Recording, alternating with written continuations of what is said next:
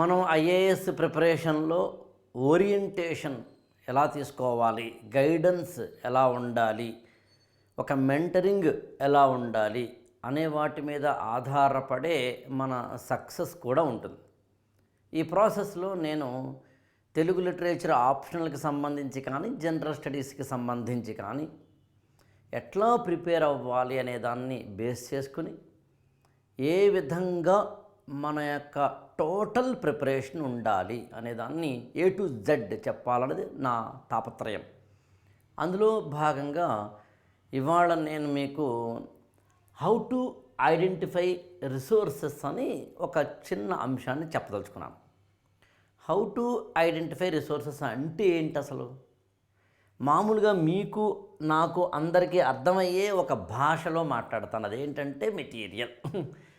మీరు గమనించారో లేదో, నాకు తెలిసి మన ప్రిపరేషన్ అయ్యేంత వరకు, ఐఏఎస్ అయ్యేంత వరకు, టిల్ ముస్సోరీ వెళ్ళేంత వరకు మనందరము బాధపడి, భయపడి, బెంగెట్టేసుకుండే ఒక పాయింట్ చెప్పండి అంటే మెటీరియల్. మీరు గమనించారు లేదో, కోచింగ్లో మన ఈ గురుకులం ఫర్ ఐఏఎస్కి ఫోన్ చేస్తారు స్టూడెంట్స్.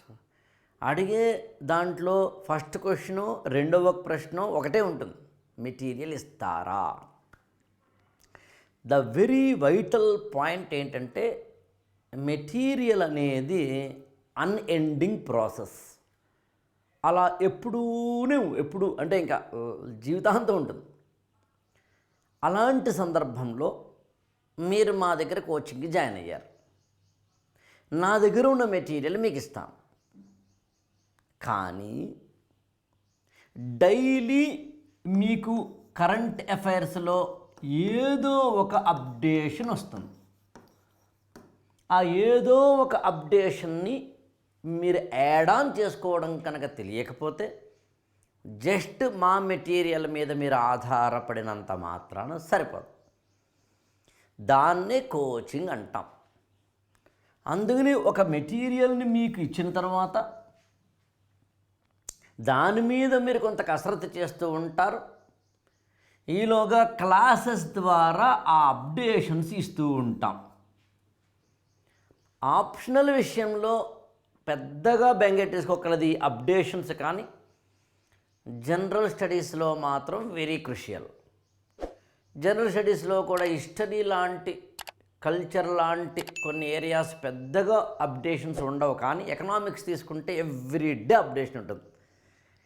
అసలు ఆ మాటకు వస్తే, ఎకనామిక్స్ మీరు లాస్ట్ మంత్ నా క్లాస్కి అటెండ్ అయినా, అంటే ఒక ఫ్యాకల్టీ క్లాస్కి అటెండ్ అయ్యారనుకోండి, లాస్ట్ మంత్ మీరు అటెండ్ అయిన ఎకానమీ క్లాస్ని ఆ రోజున డేటాతోటే ఫ్యాకల్టీ చెప్తారు. ఇవాళ డేటా మారిపోతుంది, కొత్త రిపోర్ట్ వస్తుంది. అసలు బడ్జెట్ రిలీజ్కి ముందు రోజు క్లాస్కి, తర్వాత రోజు క్లాస్కి చాలా తేడా ఉంటుంది. అందుకని యాజ్ ఎ స్టూడెంట్గా మీరు ఫ్యాకల్టీ మీదన, కోచింగ్ సెంటర్ మీదన, లేకపోతే మెంటార్ మీద కొంతవరకే ఆధారపడాలి. దానంతటికన్నా ఎక్కువగా మీ మీద మీరు ఆధారపడాలి. సెల్ఫ్ రిలయంట్ భారత్, ఆత్మనిర్భర్ భారత్ అని ఎలాగైతే మోడీజీ అంటారో, అలా మనం కూడా సెల్ఫ్ రిలయంట్ మెటీరియల్ వైపు వెళ్ళాలంటే ఏం చేయాలి అని చాలా సింప్లిఫికేషన్తో చెప్పడం ఇవాల్టి క్లాస్ యొక్క ఉద్దేశం. ఇందులో మీరు గమనించండి, బోర్డు మీద చూస్తే మీకు అర్థమవుతుంది. ఇక్కడ నేను రాశాను, హౌ టు ఐడెంటిఫై రిసోర్సెస్ అన్నప్పుడు ట్రిగ్గర్ పాయింట్ అని ఒక పదం వాడాను నేను. ట్రిగ్గర్ పాయింట్ ఇక్కడ ఏమన్నా చూడండి, current issue our topic of the general studies అన్నాను. మీకు కరెంట్ అఫైర్స్లో డైలీ, ఉదాహరణకి ఇది చూడండి, ఇది ఇవాళ నేను ఈ క్లాస్ చెప్తున్న సమయానికి ఇది మీకు బోర్డు మీద సరిగ్గా కనిపించకపోతే కంగారు పడకండి. ఇది నేను జస్ట్ మీకు అవగాహన కోసం తప్పించుకొని ఇది కాదు క్లాస్. నార్త్ ఈస్ట్ మీద ఒక ఆర్టికల్ హిందూ పేపర్లో వచ్చింది. ఇది యాక్చువల్గా నార్త్ ఈస్ట్ భారతదేశానికి సంబంధించిన, ఈశాన్య భారతదేశంలో ఉన్న పరిస్థితుల మీద ఒక అత్యద్భుతమైన ఆర్టికల్ ఇది. ఈ ఆర్టికల్లో భారత రాజ్యాంగానికి సంబంధించిన 6th షెడ్యూల్ని చెప్పడం జరిగింది. అసలు నార్త్ ఈస్ట్లో ఉన్న అస్సాం కానీ, మణిపూర్ కానీ, నాగాలాండ్ కానీ, సిక్కిం కానీ వాటికి ఉన్న ప్రధానమైన సమస్యలు ఏంటో చెప్పడం జరిగింది. నార్త్ ఈస్ట్ కౌన్సిల్ అనేది ఎంతవరకు బాగా పనిచేస్తుందా లేదా అనే డిస్కషన్ జరిగింది. అంటే ఈ టోటల్ ఆర్టికల్లో అనేకమైన అంశాలు ఉన్నాయి. దానికి చూడండి, నార్త్ ఈస్ట్ కౌన్సిల్ గురించి మాట్లాడడం జరిగింది.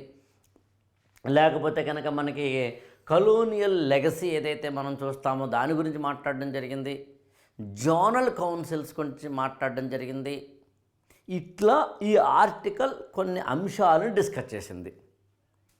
అలా డిస్కస్ చేసిన అంశాలను నేనేమంటానంటే ట్రిగ్గర్ పాయింట్ అని పిలుస్తాను. మీరు కూడా అలాగే పిలవండి.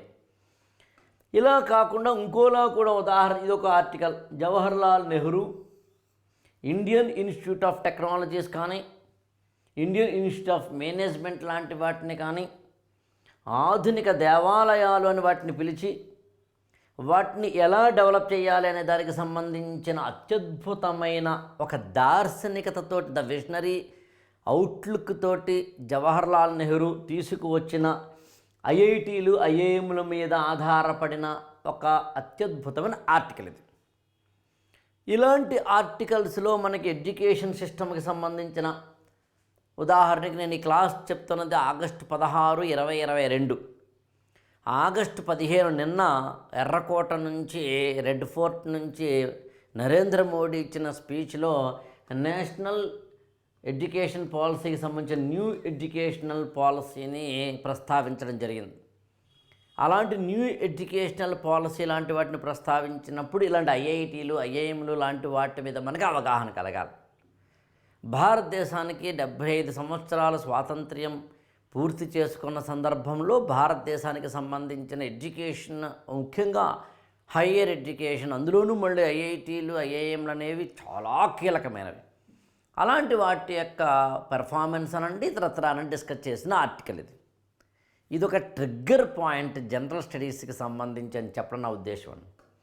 అలాగే అప్పుడప్పుడు ఇప్పుడు నేను బోర్డు మీద చూస్తే కనుక ఇలాంటి గ్రాఫికల్ ప్రజెంటేషన్ తోటి మనకి హిందూ పేపర్లో కానీ, టైమ్స్ ఆఫ్ ఇండియాలో కానీ, ఇండియన్ ఎక్స్ప్రెస్లో కానీ ఇలాంటి వాటిలో వస్తూ ఉంటాయి.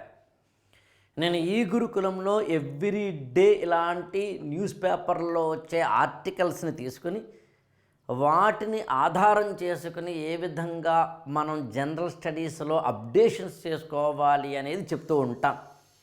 అది కూడా ఒక ఓరియంటేషన్ క్లాస్గా నేను ఈ సిరీస్లో చేయడం జరిగింది.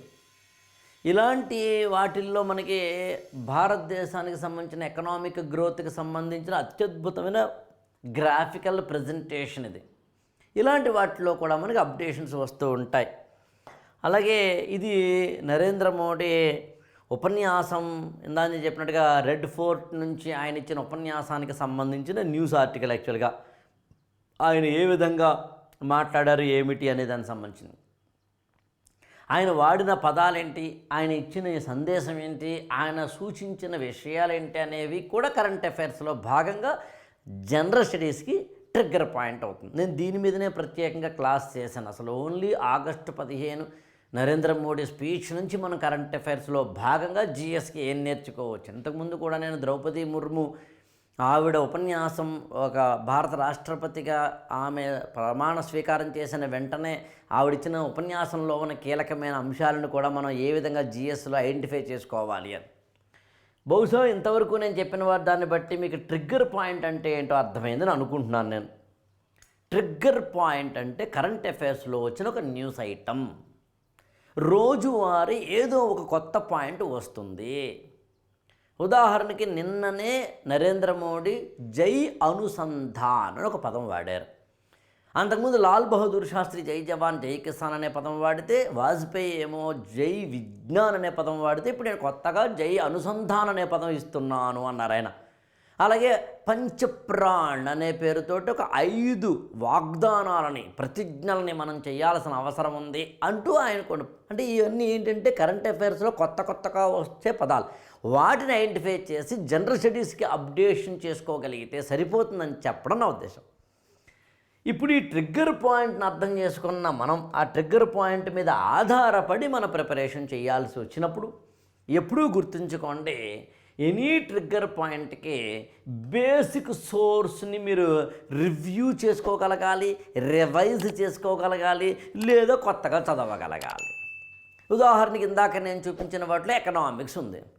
ఎకనామిక్స్కి సంబంధించిన గ్రాఫికల్ ప్రజెంటేషన్ అది. ఆ ఎకనామిక్స్కి సంబంధించిన గ్రాఫికల్ ప్రజెంటేషన్ మీద ఆధారపడిన కంటెంట్, బేసిక్ కంటెంట్ ఎక్కడ ఉంటుందంటే ఎన్సీఆర్టీలో ఉంటుంది. లేదా అడ్వాన్స్డ్ ఏఆర్బి అంటే అడ్వాన్స్డ్ రెఫరెన్స్ బుక్లో ఉంటుంది. లక్ష్మీకాంత్ బుక్లో కావచ్చు, రమేష్ సింగ్ బుక్లో కావచ్చు, ఇంకొక పుస్తకం కావచ్చు. ఉదాహరణ ఇందాక నేను నార్త్ ఈస్ట్ గురించి మాట్లాడాను. ఇక్కడ నార్త్ ఈస్ట్ గురించి మాట్లాడినప్పుడు నార్త్ ఈస్ట్కి సంబంధించిన అసలు నార్త్ ఈస్ట్ స్టేట్స్ ఎన్ని, మనం 7 సిస్టర్స్ అని ఎందుకంటాం, లేదా 8 సిస్టర్స్ అని ఎందుకు అయింది, ఇలాంటి వాటికి సంబంధించినవన్నీ మీకు కొద్దిగా ఎన్సీఆర్టీలో దొరుకుతాయి, లేదా అడ్వాన్స్డ్ రెఫరెన్స్ బుక్స్లో దొరుకుతాయి. అందులో నేను ఈ గురుకులంలో జాయిన్ అయిన ప్రతి స్టూడెంట్కి ముందు నేను ఎన్సీఆర్టీ పుస్తకాలను ఇచ్చి ఆ పుస్తకాలని కొనుక్కోమని చెప్తూ ఉంటాను. అలాగే అడ్వాన్స్డ్ రెఫరెన్స్ బుక్స్ అని ఉంటాయి. వాటిని లక్ష్మీకాంత్ బుక్ అని, రమేష్ సింగ్ బుక్ అని, నితిన్ సింఘానియా బుక్ అని ఇలాంటివి. అయితే నేను ఎన్సీఆర్టీ పుస్తకాలు అన్నీ చదవమని చెప్పను, అన్నీ చదవక్కర్లేదు కాబట్టి కొన్ని చదివితే సరిపోతుంది. ఆ కొన్ని ఏంటనేది నేను బుక్స్ లిస్ట్లో చెప్పే ప్రయత్నం చేశాను ఆల్రెడీ.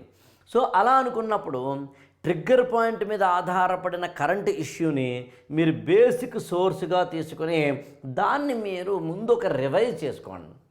అంటే ఓహో నార్త్ ఈస్ట్కి సంబంధించిన డేటా ఉందా, అయితే పని చేద్దామని చెప్పి మీరు నార్త్ ఈస్ట్కి సంబంధించి అసలు ఏంటి 7 సిస్టర్స్ అంటే ఏంటి, 8 సిస్టర్స్ అంటే ఏంటి, అసలు నార్త్ ఈస్ట్ స్టేట్స్ యొక్క జాగ్రఫికల్ కండిషన్స్ ఏంటి, ఎన్విరాన్మెంటల్ కండిషన్స్ ఏంటి, పొలిటికల్ కండిషన్స్ ఏంటి అనేవి ఆల్రెడీ మీ దగ్గర ఉన్న ఎన్సీఆర్టీలో కొద్దిగా రిఫ్రెష్ చేసుకోవడమే మీరు చేయాల్సిన పని. ఆ తర్వాత సెకండరీ సోర్స్ అని ఉంటుంది.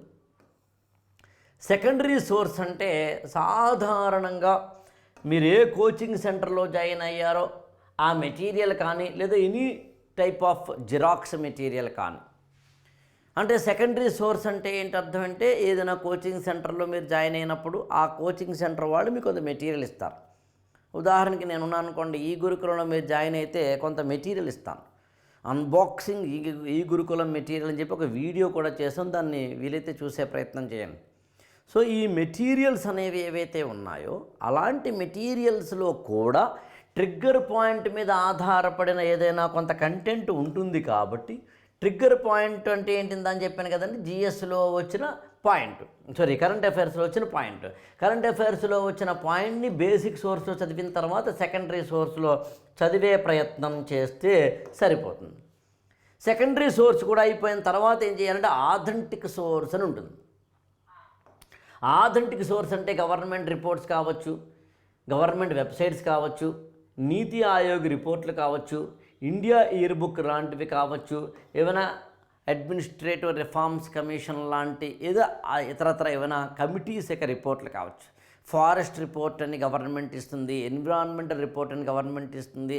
అసలు ఎకనామిక్ సర్వే అని చెప్పాల్సిన అవసరం లేదు, బడ్జెట్ గురించి నేను చెప్పాల్సిన అవసరం లేదు. ఇలాంటి గవర్నమెంట్ అందించే అనేకమైన రిసోర్సెస్ ఏవైతే ఉన్నాయో ఆ రిసోర్సెస్ అన్నింటినీ ఆధారం చేసుకున్న కొంత కంటెంట్ని మనం తయారు చేసుకోవాల్సి ఉంటుంది. చాలామంది ఇలా చెబితే ఏంటి డౌట్ పడతారంటే, ఏంటి సార్ ఇంతలా చదవాలా అని. ఎస్, ఇంతలాగే చదవాలి.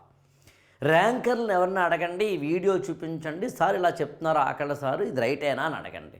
సరే చిన్నవి ఏవైనా ఏమంటామంటే స్కిప్ చేయొచ్చు అని చెప్పేవి ఎక్కడైనా ఉంటాయి. ఎనీ కస్టమైజ్డ్ ప్లాన్ ఎవరికైనా ఉంటుంది. కానీ ఒక జనరల్ స్టూడెంట్ తనకు తానుగా ప్రిపేర్ అవుతూ, ఏ కోచింగ్ సెంటర్ మీద ఆధారపడకుండా ప్రిపేర్ అవుతూ, సెల్ఫ్ స్టడీ టెక్నిక్స్ మీద ఆధారపడిన స్టూడెంట్స్కి ఉపయోగపడే అసలు ఈ ఓరియంటేషన్ సెషన్స్ అది కదా. నా కోరిక ఏంటంటే ఏ స్టూడెంట్ అయినా కానీ ఏ కోచింగ్ సెంటర్లో కూడా జాయిన్ అవ్వాల్సిన అవసరం లేకుండా ఐఏఎస్ అవ్వాలి అనేది నా కోరిక. కొంచెం కష్టమే, బట్ సెల్ఫ్ రిలయంట్గా ఉంటే, సెల్ఫ్ స్టడీతో ఉంటే బాగుంటుంది కదా అని. అందుకని మీకు గవర్నమెంట్ అందించే అనేకమైన రిసోర్సెస్ మీద ఆధారపడండి. అయితే ఇవన్నీ చదవాలా కాదు, ఇవన్నీ ఎప్పుడు చదవాలో, ఏ ట్రిగ్గర్ పాయింట్కి ఏ బుక్ చదవాలో తెలుసుకోవడమే కీలకం.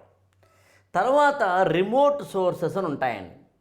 రిమోట్ సోర్సెస్ అంటే అర్థం ఏంటంటే, మనోరమ ఇయర్ బుక్ కానీ, గూగులింగ్ చేయాల్సిన అవసరం కానీ, ఏదైనా స్పెషల్ బిబ్లియోగ్రఫీ మీద ఆధారపడిన పుస్తకాలు కానీ, వెరీ వెరీ రేరెస్ట్, ఎప్పుడో కానీ జరగదు.